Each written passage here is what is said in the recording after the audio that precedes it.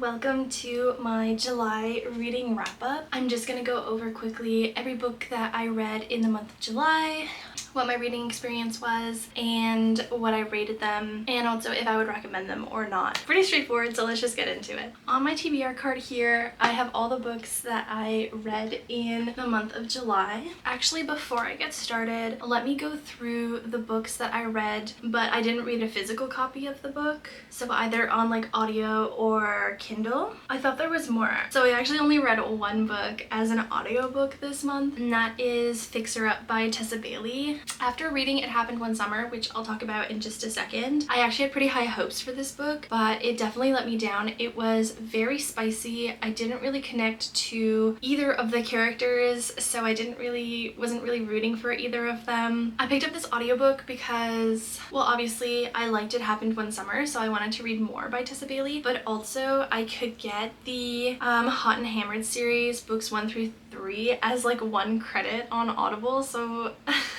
which is so bad to say, but I like to listen to audiobooks as I'm like falling asleep, so I do go through quite a few of them. I really liked the idea of getting like all 3 of the books just for 1 credit, so I was like, okay, perfect. And I hadn't really heard anything about the series, but Fixer Up is basically a One of Us is Famous trope, and the guy is a famous, I think it's baseball player, but I'm sorry if I'm wrong. So he is famous, comes back to like the small town where he grew up, and then Georgie, our female main character, is like obsessed with him and has always had a crush on him ever since she was like little. So anyways, they started fake dating, and that's how the romance ensues. It just wasn't for me. It got very spicy. I'm not opposed to spicy books just like out of the gate, but I just didn't like the spice, the way that the spice was written in this one, so I gave it a 1 star. I honestly wouldn't recommend it. I was thinking of DNFing it, but I didn't because, like I said, I just fell asleep to it, so I kind of got through it pretty quickly, and then I also just skipped the chapters when they got really spicy, which was a lot of them. So yeah, I rated it 1 star as I really wouldn't recommend it, and I wish I hadn't really read it. However, I will say I started the second book in this series because I have them, so I just thought I would give the other one a chance, and after the first, I think I'm only on like chapter 2 or 3, but I like the trope a lot better, so we'll see how the rest of the series goes. Okay, next up I'm gonna do these in the order that I read them. So the first book that I finished in July is actually Magnolia Parks, the first book in the series. I really liked this book. I thought it was really fun. I love the way that it's written. It's just kind of written as like a stream of consciousness. There's no plot. It's all about the characters and a character study on a very toxic relationship. I had heard quite a bit about this book in this series before starting it, and so it definitely aligned with everything that I had heard of it before. Yeah, it was very good. It was very just enjoyable and easy to kind of fly through. I think you definitely get very sucked into the story and everything. I think it kind of ebbed and flowed for me. Like, some parts were very interesting and other parts I kind of lacked interest in it, and it felt, I don't want to say repetitive, but a little bit, so that's why it's not higher rated, but I rated it a 4 stars, and I definitely intend to continue reading on this series. I thought it was very fun, and there's definitely some very beautiful quotes in here, which is why it's as tapped as it is. So I think 4 stars is my final rating for this. I had a great time reading it, and I look forward to the other books in the series. The next book that I finished is The Lion, the Witch, and the Wardrobe by C.S. Lewis, which is the second book in the Chronicles of Narnia. I decided not to rate this book. I go more in depth about this one in my video of finishing books that I have DNF'd in 24 hours. This was always a soft DNF. Like, I still enjoyed reading it. It's very quick, fast paced. The world is really magical, really fun to be in. It's just because it's like a children's story, and I've also know exactly what's going to happen because I've already seen the movie so many times, like as a child. So for those reasons, I decided not to rate it, but I had a really great time reading it, and I will definitely continue on in the series. The next book that I read is Happy Place by Emily Henry. I read this book in my video of reading summer romances for a week. I definitely go more in depth in that reading vlog, but I gave this 5 stars. I absolutely loved this book. I read it in 1 sitting. I just spent like a whole day reading it. It was so much fun. I love the past and the present timeline. I feel like this is one of those rare books where the past and the present timeline for me were like equally as good, and so I was just having the best time reading this. I thought the characters were amazing. I thought the writing was amazing. I thought the friends in here were so fun, and the setting was perfect for like a summer read. And yeah, all in all, I just loved it. I really connected to it, and I still think about it even though I read this like at the beginning of the month and now we're at the end. I just really loved it, and I honestly can't wait to reread this book. It was so good. Please read it if you haven't, and you've heard about it and you're sort of on the fence of reading it. Definitely highly recommend. Please read it. It's so good.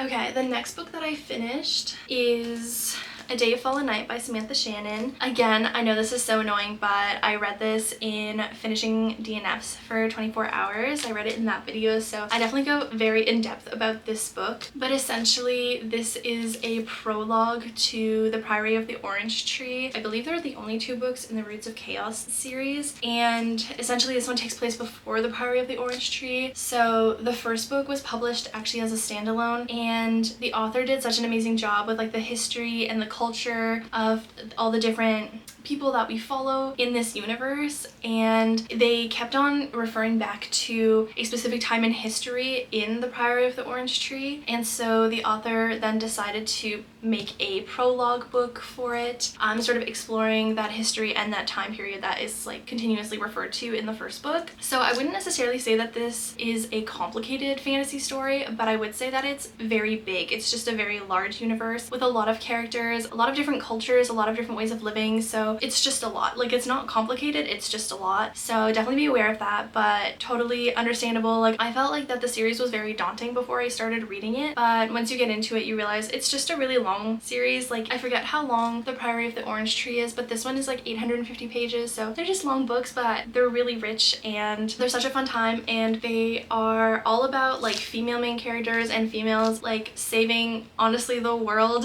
in here. Like, yeah, it's a lot of like queendoms instead of kingdoms.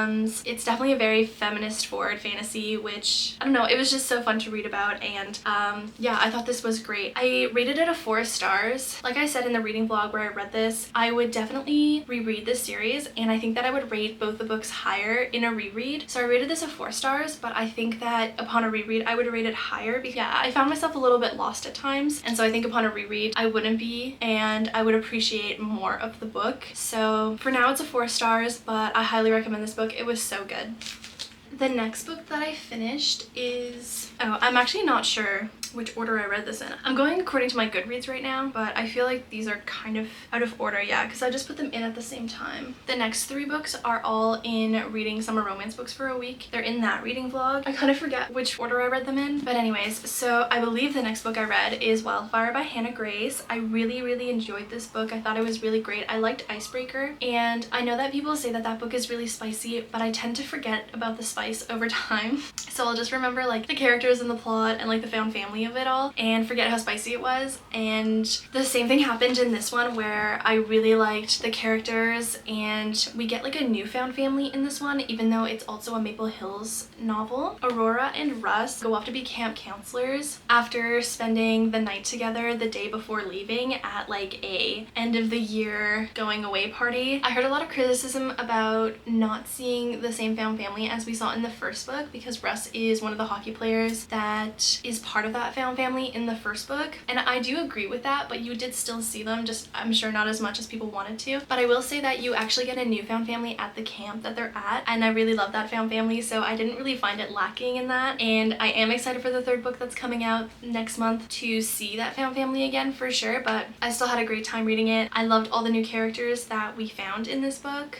I rated it I think I rated it a 3.5 stars, just because I feel like the first half was like so good. I probably would have rated it like a 4.5. Like, it was really great, and then the second half, like, it was just all spice and you kind of lost the plot a little. So for my overall rating, I would say like a 3.5, but it was really good, and I will continue to read all the books in this series. The next book that I read, I think that the next book I read is Summer Romance by Annabelle Monaghan, and this book I also read in the summer romance reading vlog. This was so good. I loved this book so much. I thought the story was just amazing. It is a summer romance, but it also is a little bit more on the women's literary fiction side of things. We definitely focus more on our female main character, her life, her story, and I feel like the male main character is just there to support her along the way as she deals with the hardships that she's been dealt. I thought it was really good. I gave this a 5 stars. I love the way it was written. It was so sweet. I just had like the best time reading it. I loved it so much. I would highly recommend. I definitely think everybody should read this, and I'm excited to read the other books that Annabelle Monaghan has published, because this is actually my first book by this author, and it was so good. 5 stars. Incredible. Okay, the next book that I finished is It Happened One Summer by Tessa Bailey. This is also my first book by this author and I really liked it. It was so much fun. People say that it is similar to like Schitt's Creek, and our female main character is very much based on, is it Alexis? It's been a while since I've watched Schitt's Creek, but anyways, I loved her. I thought she was great. I thought her growth was great, and I also love male main character. I'm usually not into like the grumpy sunshine trope, but this one really got me. I loved it a lot. I ended up rating this one 4 stars, and you got a little foreshadowing of the second book in the Bellinger sisters duology, Piper's sister, and then the love interest with her, and I'm definitely excited to read the second book, and I plan on doing that very, very soon. It's gonna be a great time. I really like Tessa Bailey's writing in this. I did find it quite spicy, but for some reason I didn't find it as much as other books that I claim are too spicy, and maybe I just like the way that this author wrote spice. I found it didn't like drag on and on and on, so I don't really mind it too much then. But anyways, yeah, so 4 stars, loved it very much. The next book that I finished this month is Red Rising by Pierce Brown. I really, really liked this book. I haven't read a ton of sci-fi dystopia books, but this is really good. This is the story of Darrow, and he is a red, and in this world you're assigned like different colors based on your class, I suppose, and reds are at the very bottom. They're all on Mars and they work in mines to mine helium-3. Anyways, I feel like that's all I should give on the backstory because that's all I knew going into it, and this book is full of plot twists. It was just such a fun time, and definitely don't be intimidated if this book is out of your comfort genre. It was out of mine and I really had a great time. I think I am rating this book a 5 stars just because it was so fun, and I'm partway through the second book now and I'm just excited for the whole series, so definitely highly recommend Red Rising. It was so, so good.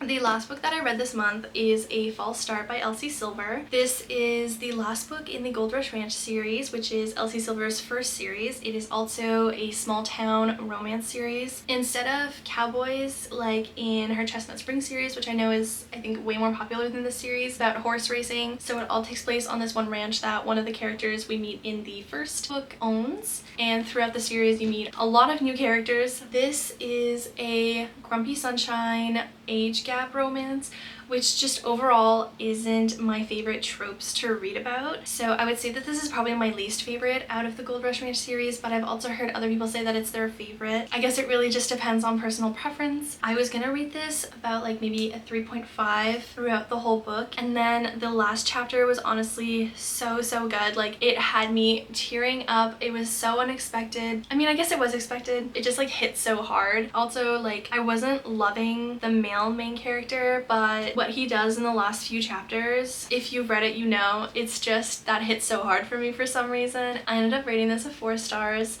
It was really, really good, and I honestly love the whole series. I feel like the series would probably sit at like a 4.5 for me. For those who don't know, I also do ride horses, so it was so fun to read about that, which is maybe why I rate the series so high, but that's okay, what are you gonna do? But yeah, highly recommend this book and the series just overall.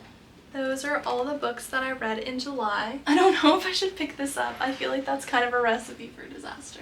Okay, these are all the books that I read in July. We read 10 books with the audiobook. It was definitely a really great reading month. I think that the reading vlogs definitely helped me get through quite a few books. I wouldn't say I normally read this many books in a month, but I'm really happy I did. I think that we found some really great books, and I'll see you guys very, very soon.